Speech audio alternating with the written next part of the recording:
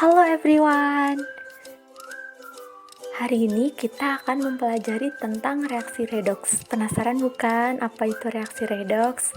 Nah, sebelum itu kita akan memperkenalkan diri terlebih dahulu, yaitu kita dari kelompok 4 yang anggotanya terdiri dari yang pertama ada Zahra Fauzia Yusuf, yang kedua ada Tiara Hasya Juhara, yang ketiga ada Zahra Aurelia Cendra, yang keempat ada Agnia Aulia Syifa, dan yang terakhir ada Adi Ahmad Mulyana. Kira-kira apa aja ya contoh-contoh reaksi redoks dalam kehidupan sehari-hari? Nah, teman-teman tahu nggak sih kalau perkaratan besi itu merupakan salah satu contoh reaksi redoks yang ada dalam kehidupan sehari-hari kita. Seiring dengan berjalannya waktu, sepeda yang berbahan dasar dari besi itu akan mengalami karatan. Bahkan nyampe putus loh. Kok bisa gitu ya? Kira-kira penyebabnya apa ya? Terus bagaimana proses terjadinya karatan besi tersebut? Teman-teman ada yang tahu nggak nih? Nah, jadi proses perkaratan besi itu kita dapat lihat menggunakan mikroskop. Perkaratan besi merupakan salah satu contoh dari reaksi redoks atau reaksi reduksi oksidasi. Besi yang secara terus-menerus terkena air dan air tersebut mengandung oksigen, maka besi akan melepaskan 2 elektron menjadi 2 ion. Nah, proses inilah yang disebut dengan proses oksidasi. Ion reduksi diperoleh dari reduksi besi 2 ion. Selanjutnya bergabung dengan ion hidroksida yang akan membentuk besi 2 hidroksida, dan pada akhirnya besi 2 hidroksida ini akan bereaksi lagi dengan air dengan membentuk besi 3 hidroksida. Nah, proses inilah yang disebut dengan perkaratan besi. Aduh, kira-kira ada nggak ya cara untuk mencegah dari perkaratan besi supaya sepedaku nggak berkaratan, apalagi nyampe putus? Aha, aku tahu solusinya. Cara untuk mencegah perkaratan besi yaitu yang pertama dengan melapisi permukaan besi menggunakan minyak. Ingat ya, bukan minyak yang buat goreng. Yang kedua yaitu dengan cat. Bisa cat apapun, yang penting bisa melapisi untuk besi. Namun bukan buat cat yang untuk melukis ya. Terus selanjutnya bisa juga menggunakan lapisan cat anti air.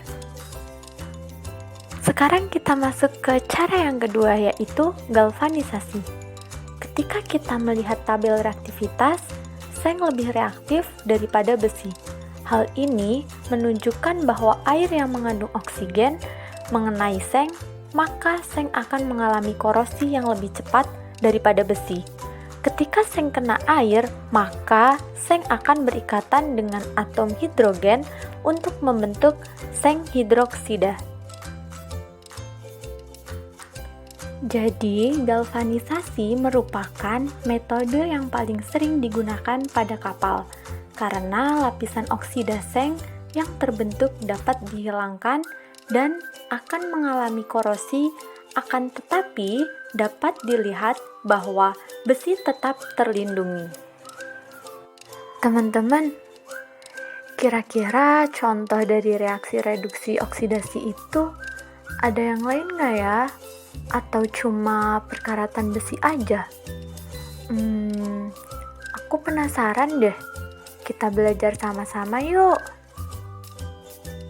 Wah, buah apa nih? Ada yang tahu nggak? Iya, bener banget. Jadi, ini adalah apel. Ada yang suka apel? Loh, kenapa ya tiba-tiba ada apel? Tapi, kenapa apel yang ini warnanya coklat? Kira-kira penyebabnya apa ya? Daging buah apel yang berubah warna menjadi kecoklatan setelah terkena udara merupakan bentuk perlindungan apel untuk melawan bakteri dan jamur. Warnanya berubah karena adanya sel-sel yang mengalami kerusakan. Di dalam buah apel terdapat enzim polifenol oksidase atau bisa disebut dengan tirosinase yang terdiri dari enzim monofenol oksidase dan katekol oksidase. Saat kita memotong buah apel, lalu daging buahnya terkena oksigen, maka enzim akan menghasilkan senyawa fenolik dalam jaringan apel berubah menjadi ortokuinon atau O-kuinon. O-kuinon ini membentuk antiseptik alami yang fungsinya memberikan perlindungan dari bakteri dan jamur. Bagaimana? Udah paham belum? Tapi aku pengen apelku nggak berwarna coklat. Ada caranya nggak ya? Oke, jadi gini. Agar potongan apel kita tetap berwarna putih dan tidak berubah warna menjadi coklat, maka setelah dipotong, teman-teman bisa langsung meletakkannya di dalam kulkas. Ini dapat memperlambat reaksi kimia dan proses oksidasi, sehingga warna daging buah apel tidak cepat berubah menjadi coklat. Namun, ada juga nih cara lain, yaitu dengan cara melumuri apel yang sudah dipotong dengan air lemon.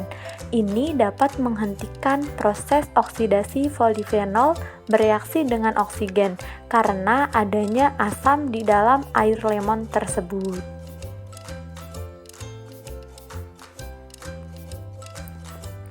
Untuk kesimpulannya yaitu redoks merupakan singkatan dari reaksi reduksi oksidasi.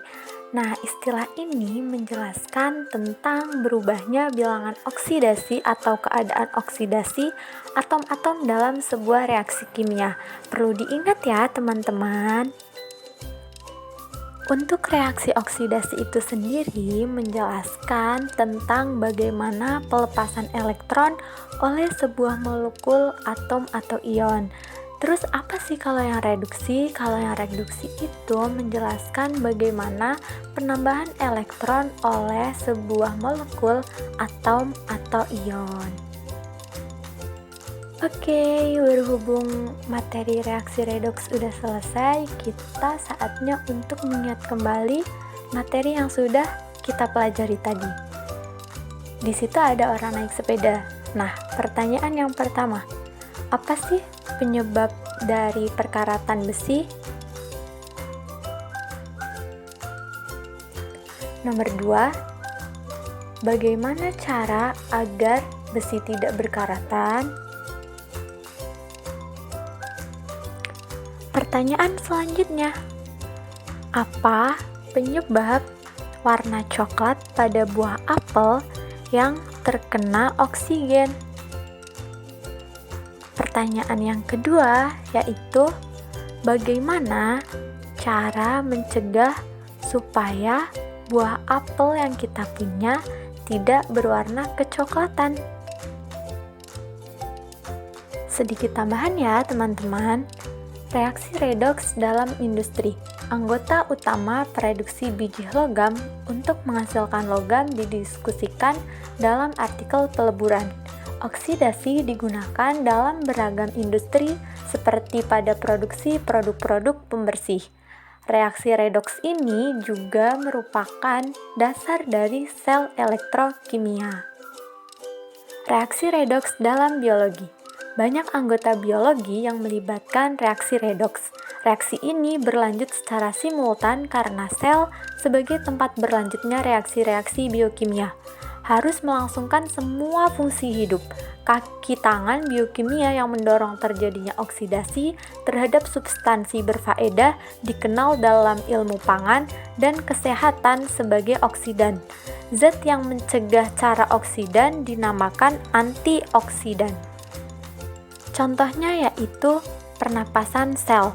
Pernapasan sel adalah oksidasi dari glukosa C6H12O6 yang akan dijadikan CO2 dan direduksi oleh oksigen, sehingga menjadi cairan. Oke, sekian dari kelompok 4. Thanks for watching and bye-bye. See you next time.